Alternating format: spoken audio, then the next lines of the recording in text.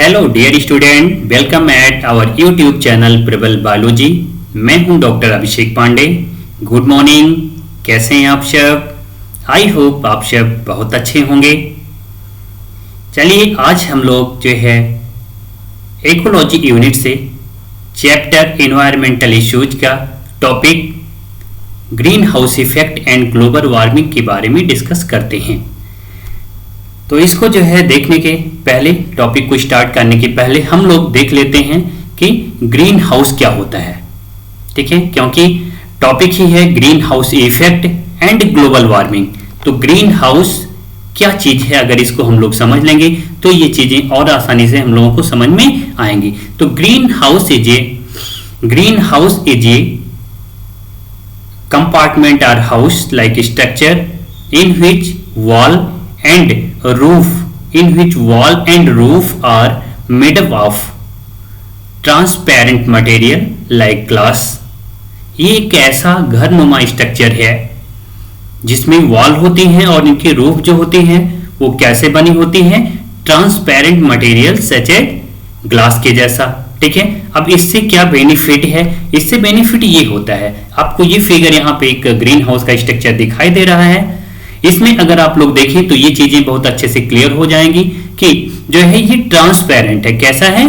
Transparent है। तो transparent होने से क्या होता है, जब इसमें सनलाइट इंटर करता है, जब सनलाइट इंटर करता है तो कुछ तो सनलाइट शुरू में बाहर ही इस वॉल के द्वारा रिफ्लेक्ट कर दिया जाएगा, लेकिन जो मैक्सिमम पोर्शन वॉल के अंदर इंटर किया, ठीक है, जो मैक्सिमम पोर्शन वॉल के अंदर इंटर करता है तो इस जो है वॉल या रूफ के अंदर इंटर करने के बाद जब अंदर वाले कंपार्टमेंट में पहुंचता है तो वो जो है जो लाइट है, सनलाइट है, वो हीट में कन्वर्ट हो जाता है। किस में कन्वर्ट हो जाएगा? हीट में कन्वर्ट हो जाएगा। तो आप एज्यूम करिए कि एक ऐसा कंपार्टमेंट है जो ग्लास का बना हुआ है और इसके अंदर सनलाइट इंटर कर रही है, इसके अंदर जो है सनलाइट इंटर कर रही है और सनलाइट जब इसके अंदर इंटर करती हैं, सनलाइट इंटर करने के बाद में वो अंदर हीट में कन्वर्ट हो जाती हैं और फिर हीट जो है जब ये फिर से अपने आप को जो है बाहर निकालने की कोशिश करता है तो ये हीट कन्वर्ट हो जाता है इंफ्रारेड रेडिएशन में। और इंफ्रारेड रेडिएशन इस ग्लास को क्रॉस करके बाहर नहीं जा पाती हैं, जिससे उस जो है कंपार्टमेंट के अंदर का जो है टेम्परेचर मेंटेन रहता है, मतलब जो है नॉर्मल से बाहर से ज्यादा टेम्परेचर उसके अंदर पाया जाता है। तो ये होता है ग्रीन हाउस का जो है काम। ग्रीन हाउस एक ऐसा स्ट्रक्चर है जिसके अंदर हम टेम्परेचर कंट्रोल करके ऐसे प्लांट को ग्रो करा सकते हैं, जो जिनके ऊपर एडवर्स इफेक्ट पड़ता है लो टेम्परेचर का। ठीक है, तो हाई टेम्परेचर रिक्वायरिंग प्लांट को उसके अंदर हम ग्रो करा सकते हैं टेम्परेचर को मेंटेन करके। अब ये ग्रीन हाउस इफेक्ट हमारे अर्थ सरफेस पे, हमारे अर्थ के सराउंडिंग कैसे पाया जाता है, इस चीज को हम लोग देख लेते हैं। ठीक है, तो जो है अगर आगे हम लोग यहाँ पे देखें, टॉपिक को स्टार्ट करने के पहले आप लोगों ने जो है फिजिक्स में अच्छी तरीके से पढ़ के भी रखा होगा, बट जो है थोड़ा सा डिस्कस हम लोग कर लेते हैं इस जो है सनलाइट के बारे में। ठीक है, अब सनलाइट में आपने देखा होगा अल्ट्रावायलेट रेडिएशन भी होती हैं, विजिबल रेडिएशन भी होते हैं और इंफ्रारेड भी होते हैं। अब जो है अगर आप 100 से लेके 400 नैनोमीटर आप नोटिस करिएगा, क्योंकि अभी अल्ट्रावायलेट रेडिएशन के बारे में जब हम लोग ओजोन डिप्लीशन के बारे में डिस्कस करते हैं तो वहां पे भी इसका जो है रिक्वायरमेंट आता है और जिक्र आता है। ठीक है, जिसमें आपने अल्ट्रावायलेट, ये अल्ट्रावायलेट जो है B, ultraviolet C, various type of ultraviolet radiation के बारे में डिस्कस किया होगा। तो यहाँ पे अगर हम लोग देखें तो अल्ट्रावायलेट रेडिएशन ये 100 नैनोमीटर से लेके 400 नैनोमीटर की वेवलेंथ वाली रेंज को बोला जाता है। अब 400 से लेके 700 तक अप्रोक्सीमेट डेटा है ये, आप 380 to 700 कह सकते हैं। तो हम यहाँ पे अगर बोलें 400 to 700 नैनोमीटर तक जो वेवलेंथ की जो है रेंज है, ये विजुअल स्पेक्ट्रम होती है। ठीक है, और 700 के बाद में अप्रोक्सीमेट 440-50 तक जो है वो इंफ्रारेड रेडिएशन होती हैं। अगर यहाँ पे बोला जाए कि infrared radiation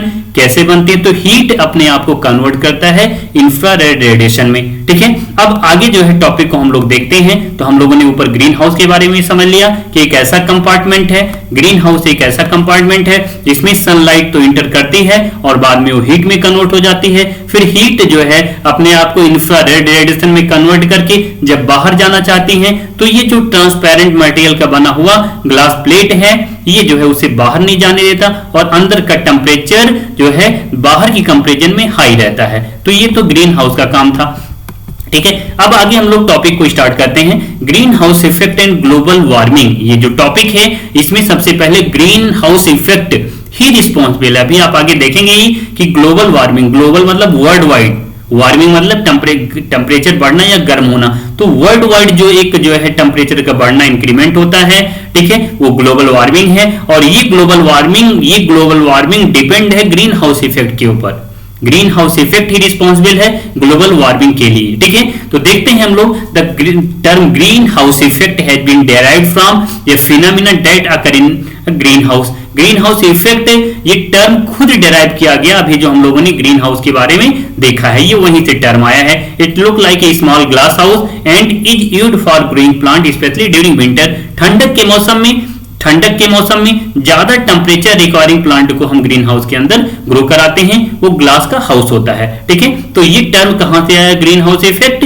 green house effect green house से ही आता है। ठीक है, अब in a green house the glass panel let the light in. मैंने अभी ऊपर डिस्कस भी किया था ग्रीन हाउस का काम क्या है? लाइट को तो अंदर आने देता है, लाइट को इन होने देना है, but does not allow heat to escape. लेकिन उस जो है हीट को, लाइट तो अंदर आ गई, अब वो हीट में कन्वर्ट हो गया। ठीक है, अब जो है उसे वो एस्केप नहीं होने देगा, हीट को बाहर नहीं निकलने देगा।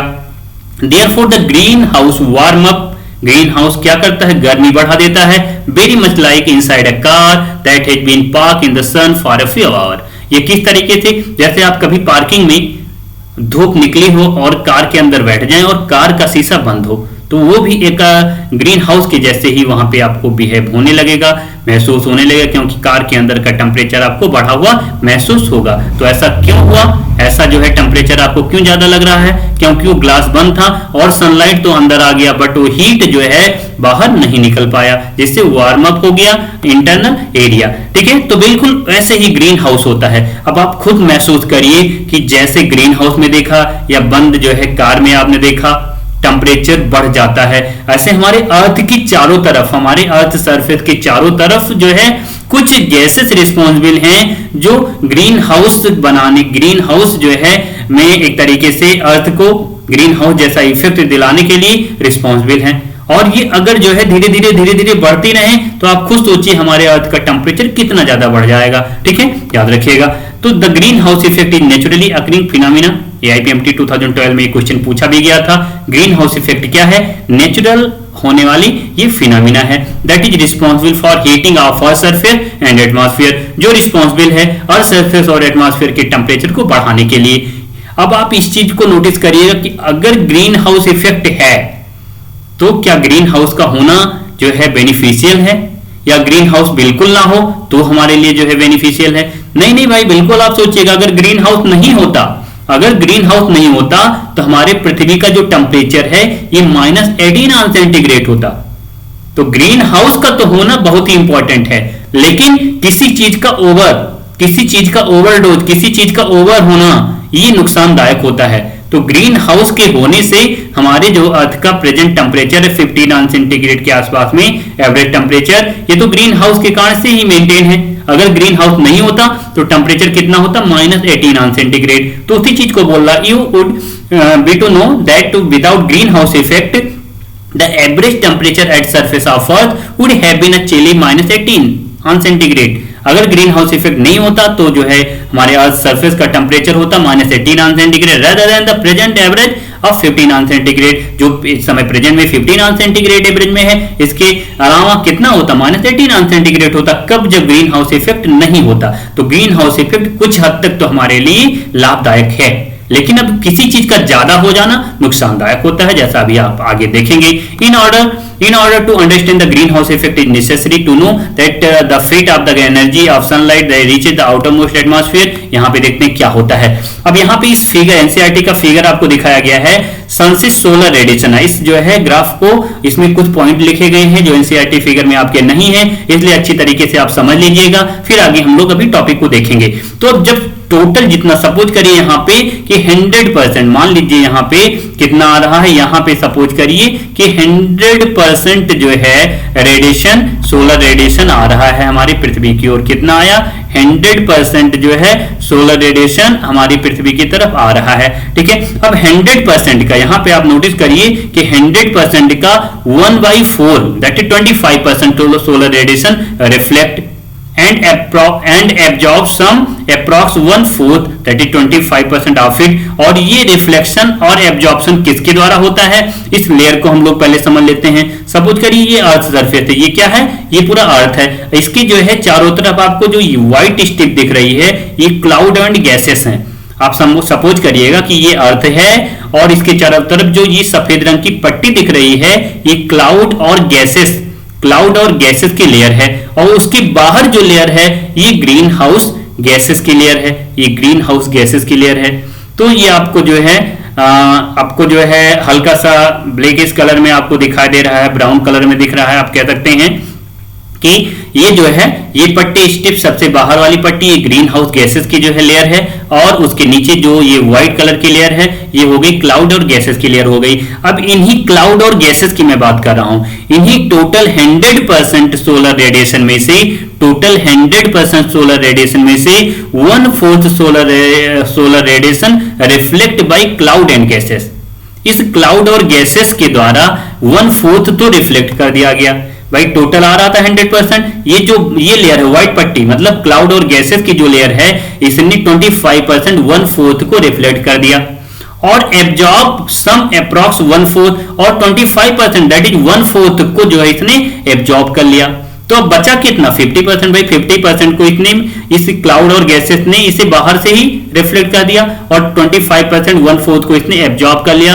तो जो रिमेनिंग 1/2 दैट इज 50% बचा, incoming solar radiation fall on earth surface and heating it. इस चीज को समझना बहुत इंपॉर्टेंट, क्योंकि आप जब अभी थ्योरी को पढ़ रहे होते हैं तो वहां पे आप कंफ्यूजन में आ जाते हैं, इसीलिए इस फिगर को, कॉन्सेप्ट को आप अच्छी तरीके से समझ लीजिएगा। इसमें आपको बताया गया सोलर रेडिएशन जो 100% आ रहा है, उसमें से जो ये क्लाउड और गैसेस की लेयर है, इसने 25% को जो है रिफ्लेक्ट कर लिया, और 25% को इसने एब्जॉर्ब कर लिया। तो पृथ्वी पे इसको क्रॉस करके जो हमारे अर्थ सरफेस पे कितना आया? 25% रिफ्लेक्ट हो गया, 25% उसने एब्जॉर्ब कर लिया क्लाउड और गैसेस की लेयर ने। अब केवल 50% रिमेनिंग हमारे अर्थ सरफेस पे आता है, तो उसी चीज को यहाँ पे लिखा गया 1/2 that is 50% of incoming solar radiation fall on earth surface and heating it, और इसे जो है ये हीट गर्म करती हैं। ठीक है, इस चीज को हम लोग ध्यान रखेंगे। अब जो है ये हीट फिर बाद में, ये हीट जो है अपने आप को किस में बदल देगा? इंफ्रारेड रेडिएशन में। भाई ये हीट कहीं ना कहीं अपने आप को बदल देगा इंफ्रारेड रेडिएशन में। तो ये इंफ्रारेड रेडिएशन जब ये बाहर जाना चाह रहा होगा, तो होता क्या है कि but part of this does not escape into the space. लेकिन जो है ये सारे के सारे इंफ्रारेड रेडिएशन बाहर नहीं जा पाते हैं। मेजॉरिटी में इंफ्रारेड रेडिएशन को जो ये ग्रीन हाउस गैसेस हैं, जैसे CO2 हो गया, मीथेन हो गया, CH4, CFCS क्लोरोफ्लोरोकार्बन हो गया, N2O हो गया, ये सारी जो गैसेस हैं ये ग्रीन हाउस गैसेस हैं, और ये ग्रीन हाउस गैसेस ने जो है इंफ्रारेड रेडिएशन को एब्जॉर्ब कर लिया।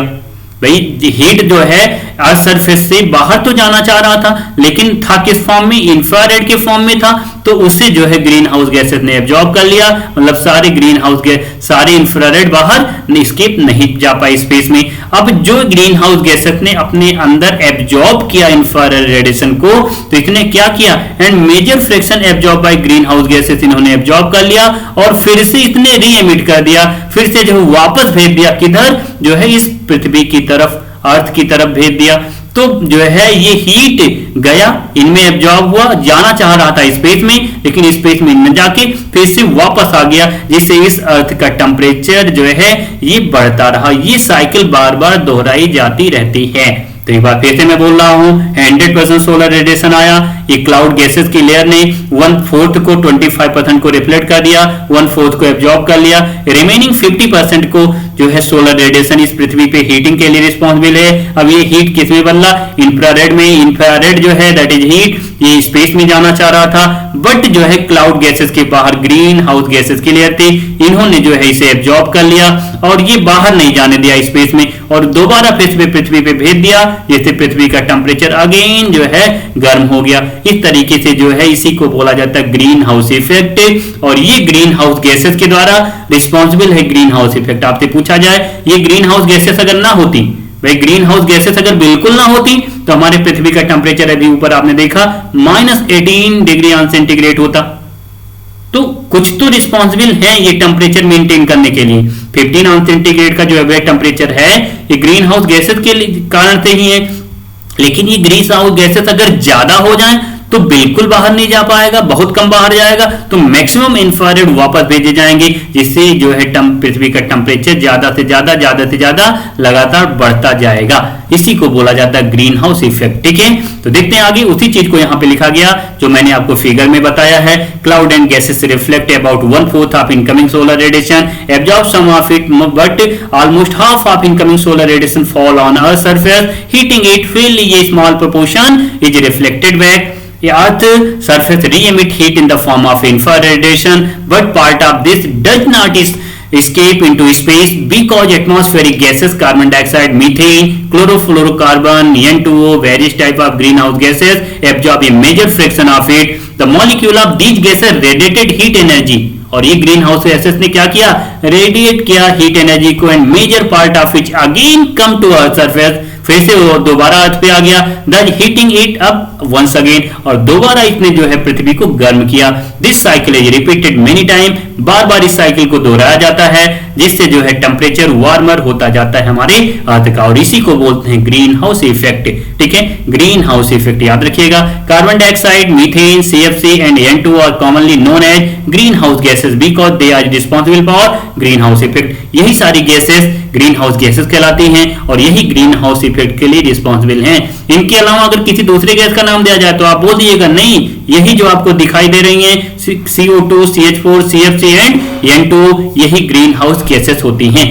That is greenhouse effect is due to greenhouse gases which absorb infrared radiation reflected from the earth, और रिफ्लेक्ट कर दी जाती हैं अर्थ की ओर। ठीक है, अर्थ से जो रिफ्लेक्ट की गई थी इंफ्रारेड रेडिएशन उनको उन्होंने एब्जॉर्ब कर लिया और दोबारा फिर से पृथ्वी पे भेज देंगी, जिससे टेम्परेचर बढ़ जाएगा। Green house effect is due to infrared ray, ये भी IPMD का आया हुआ क्वेश्चन है।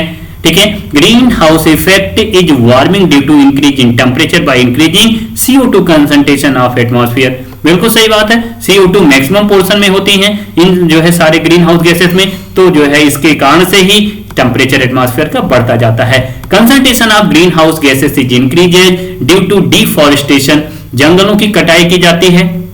भाई तो पॉपुलेशन बढ़ी है, जो जंगल पेड़ पौधे थे वो जो है CO2 से फूड का फॉर्मेशन करते, लेकिन जंगलों को काट दिया गया तो CO2 एबंडेंट हो जाती है एटमॉस्फेयर में, जिससे जो है CO2 के बढ़ने से ग्रीन हाउस इफेक्ट आता है। Increase combustion of fossil fuel, coal, petroleum, गाड़ी मोटर बहुत सारे चलते हैं, पेट्रोलियम को, कोयले को जलाया जाता है तो भी CO2 गैस निकलती है, जो इस तरीके से ग्रीन हाउस इफेक्ट के लिए रिस्पॉन्सिबल है। Increase use of refrigerator, refrigerator का यूज करने से बहुत ज्यादा, जितने ज्यादा से ज्यादा रेफ्रिजरेटर यूज होते हैं, कोल्ड स्टोरेज यूज होते हैं, तो उसमें क्या होता है CFC क्लोरोफ्लोरोकार्बन गैस निकलती है।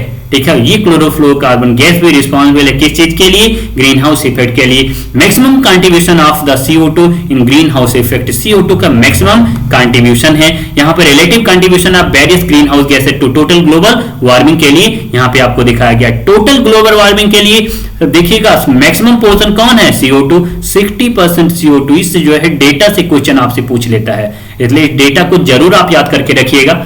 60% कार्बन डाइऑक्साइड है, 20% मीथेन है, और CFC 14% और N2 6% है। तो आप इस सीक्वेंस को याद रखिएगा, carbon dioxide, methane, CFC and N2, carbon dioxide, CO2, CH4, CFC, N2, इस सीक्वेंस को याद कर लीजिएगा आप। CO2, CH4, CFC, N2 सबसे कम है 6%, सबसे ज्यादा CO2 60%। उसके बाद CH4 20%, CFC कितना 14%। डेटा जरूर याद करके रखिएगा। तो कार्बन डाइऑक्साइड के बाद मैक्सिमम पोर्शन कौन है, मीथेन है, उसके बाद CFC और सबसे कम कौन है, N2O है, याद रखिएगा। ठीक है, अब ग्लोबल वार्मिंग के बारे में हम लोग देखते हैं। भाई ग्रीन हाउस इफेक्ट तो हम लोगों ने समझ लिया। ग्रीन हाउस इफेक्ट किसके कारण से था, green house effect green house gases के कारण से था। इंफ्रारेड को जो है एब्जॉर्ब करके दोबारा पृथ्वी पे भेज देने से पृथ्वी का टेम्परेचर बढ़ता रहता है। अब इसी को हम लोग कहते हैं global warming. Green house effect, green house gases ने, ग्रीन हाउस इफेक्ट ने क्या किया, पृथ्वी की टेम्परेचर को बढ़ाया और ये बढ़ाती रही। जैसे जैसे ग्रीन हाउस गैसेस बढ़ेंगी हमारे जो है एनवायरमेंट में, वैसे वैसे जो है एक तरीके से पृथ्वी का टेम्परेचर बढ़ता रहेगा और ये इसी को बोलेंगे ग्लोबल वार्मिंग। एक तरीके से वर्ल्ड वाइड होता है। ठीक है, अब उसी चीज को बोला, increase in level of green house gases have led to considerable heating of earth leading to global warming. वह ग्रीन हाउस गैसेस ज्यादा हुई तो उन्होंने टेम्परेचर बढ़ा दिया, हीटिंग इफेक्ट कर दिया अर्थ पे, और जिससे हो गया global warming. That is green house effect is responsible for global warming. तो ग्लोबल वार्मिंग के लिए कौन रिस्पॉन्सिबल है, ग्रीन हाउस इफेक्ट ही रिस्पॉन्सिबल है। That is green house gases he responsible है। रेडिएशन की बात करता तो इंफ्रारेड रेडिएशन रिस्पॉन्सिबल है। ठीक है, जो ग्रीन हाउस गैसेस ने जिन्हें रोक लिया, बाहर स्पेस में नहीं जाने दिया। ठीक है, याद रखिएगा। During the past century, that is 1900 to 2000 के बीच में बता रहे हैं, the temperature of earth has increase by 0.6 on centigrade. भाई 1900 से 2000, उसके पहले हमारे ओवर ग्लोबल जो टेम्परेचर था वो आज के समय में जो टेम्परेचर है इससे 0.6 ऑन सेंटीग्रेड कम था एवरेज टेम्परेचर। आज जो है पिछले अगर देखा जाए पास्ट सेंचुरी में तो जो है हमारे पृथ्वी का टेम्परेचर बढ़ गया कितना, 0.6 on centigrade. Most of it during the last 3 decade. पिछले 3 डिकेड मतलब होता है 10 साल, तो 3 मतलब 30 साल। ठीक है, डिकेड मतलब 10 साल, 3 मतलब 3 हो जाएगा तो जो है 30 साल आप कह सकते हैं। तो पिछले 30 सालों में ही ज्यादा बढ़ा है जो है टेम्परेचर, याद रखिएगा। और उसके लिए रिस्पॉन्सिबल कौन है, ह्यूमन एक्टिविटी ही कहीं ना कहीं रिस्पॉन्सिबल है।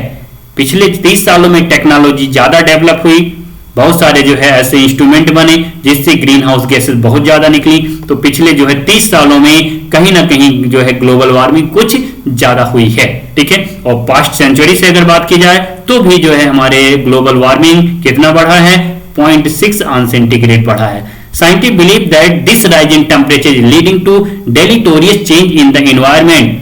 साइंटिस्ट, वैज्ञानिक या हर कोई जो सोचने वाले हैं, समझने वाले हैं, वो इस चीज का विश्वास करते हैं कि ऐसा टेम्परेचर बढ़ने से डेलिटोरियस मतलब नुकसानदायक चेंजेस, बदलाव होता है, हानिकारक बदलाव होता है हमारे एनवायरमेंट में। ठीक है, resulting in odd climatic changes, और क्लाइमेटिक चेंज एक तरीके से ओड हो जाता है, बिगड़ जाता है।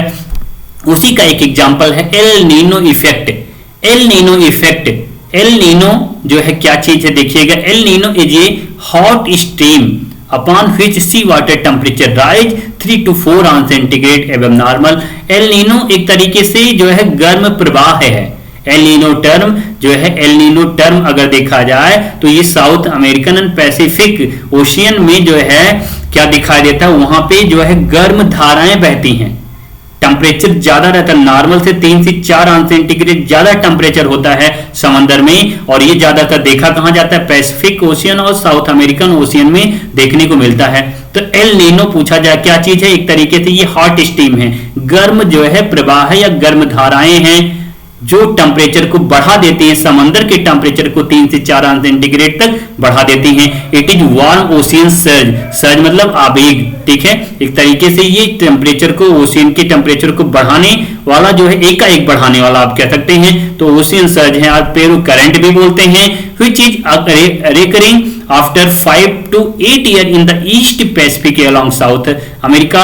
ईस्ट पैसिफिक ओशियन में, साउथ अमेरिका में 5 से 8 साल के बाद में ये वापस आती है, मतलब ऐसा टेम्परेचर बढ़ते बढ़ते, और ये एल नीनो इफेक्ट दिखाई देता है जिससे गर्म पानी की धाराएं तेजी से बहती हैं। ये भी क्वेश्चन पूछा गया था, एल नीनो इफेक्ट क्या है। तो El Nino effect related to the global warming in which temperature of the ocean increases 3 to 4 on centigrade above normal and it is recur, फिर से वापस आता है after 5 to 8 year, thus leading to increased melting of polar ice cap as well as the other place like the Himalaya and snow cap. तो इससे अगर temperature इस तरीके से बढ़ता रहा तो ऐसे ग्लोबल वार्मिंग होने से जो आइस पोलर एरिया है, आइस एरिया है, हिमालय के स्नो कैप हैं, वो जो है पिघलने लगेंगे। आप खुद सोचिए कि जो है मैक्सिमम पोर्शन बहुत सारे सरफेस पे हमारे ऐसे भी दिखाई देते हैं जहां पे बर्फ ही बर्फ होती है।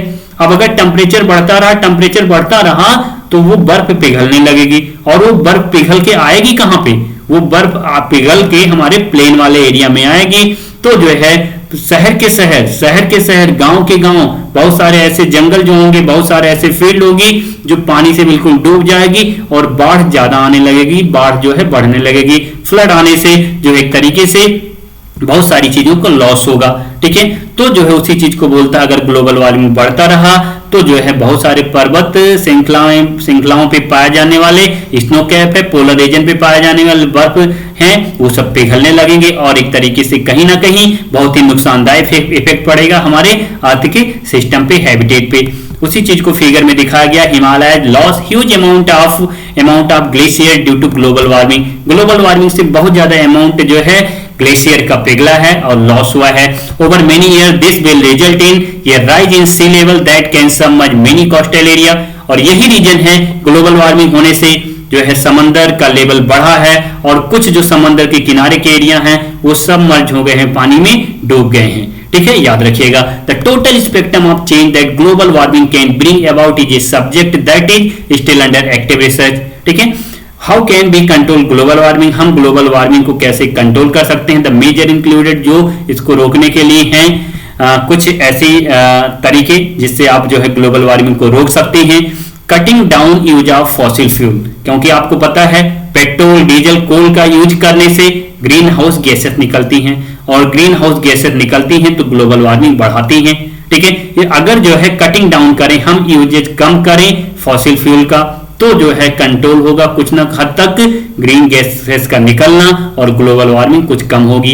Improving efficiency of energy usages, energy को जो है हम मैक्सिमम फ्यूल के द्वारा या जैसे भी हम जो है एनर्जी जो सोर्सेस हैं उससे मैक्सिमम हम एफिशिएंसी से एनर्जी को यूज करें, जिससे वेस्ट मटेरियल कम निकले, ग्रीन हाउस गैसेस कम एमिट हों।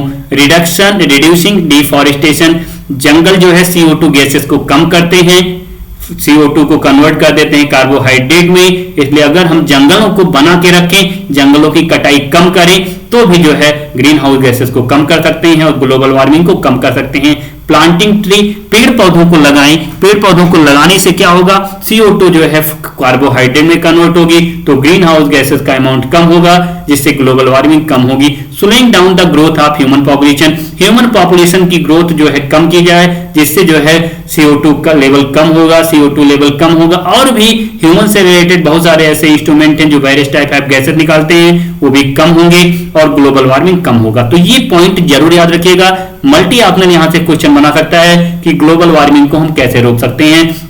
ये पांचों point, cutting down use of fossil fuel, improving efficiency of energy usages, reducing deforestation, planting tree and slowing down the growth of human population. International initiative are also being taken to reduce the emission of greenhouse gases into the atmosphere. International, अंतरराष्ट्रीय जो है level पे भी reduce करने के लिए, इस green house gases के एमिशन को कम करने के लिए बहुत सारे ऐसे जो है प्रयास किए गए हैं। Major source of methane in India is rice field. Rice field जो है धान के खेत में मैक्सिमम जो है मीथेन गैसेस का फॉर्मेशन होता है, मिथेनोजन होते हैं जो मीथेन को बनाते हैं।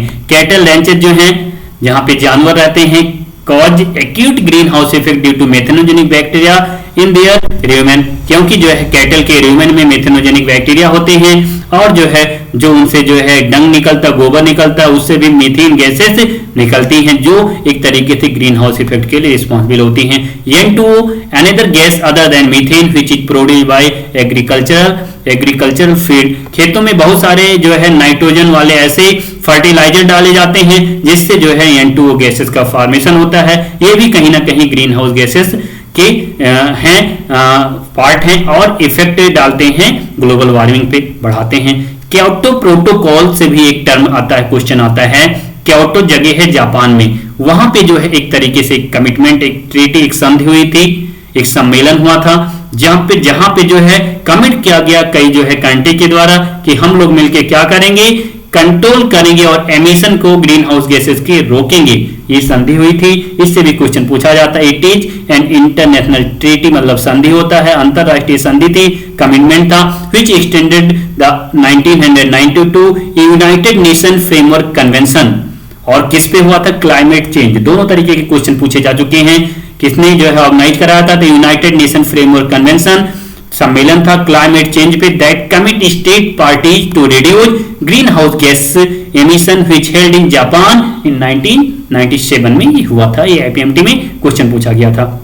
ठीक है, तो एक ऐसा समझौता है जिसमें जो है एक तरीके से कंट्रीज के द्वारा कमिटमेंट किया जाता है कि हम ग्रीन हाउस गैसेस के एमिशन को रोकेंगे। In force first commitment period expired on 31 दिसंबर 2012, और ये पहला कमिटमेंट जो पीरियड था 31 दिसंबर 2012 में ये जो है एक्सपायर कर गया। फिर उसके बाद इन दोहा कतर में 8 December 2012 में the Doha amendment to the Kyoto Protocol was adopted for the second commitment period starting in 2013 and lasting until 2020। में भी हो सकता है क्वेश्चन आपसे पूछ ले, तो रिमाइंड करके रखिएगा। New commitment for Annex first party to the Kyoto protocol who agreed to take on commitment in a second commitment period from 1 January 2013 to 31 December 2020। तो जो सेकेंड एक तरीके से कमिटमेंट है, सेकेंड कमिटमेंट ये 1 जनवरी 2013 से 31 दिसंबर 2020 तक का है। कहां पे हुआ था? ये दोहा कतर में हुआ था। ठीक है, कब हुआ था? 8 दिसंबर 2012 में, 1 दिसंबर 2012 में। याद रखिएगा, क्यों? क्योंकि 31 दिसंबर में पहला वाला एक्सपायर करना था। ठीक है, याद रखिएगा। ये कब से कब रहेगा? 2013 से जो है लास्टिंग 2020 तक। ठीक है, याद रखेंगे। In 2012 maximum nation agreed to reduce green house gases emission. Green house gas emission के लिए जो है मैक्सिमम कंट्रीज जो है एग्री हो गए और ग्रीन हाउस गैस को रिड्यूस करने के लिए 2012 तक।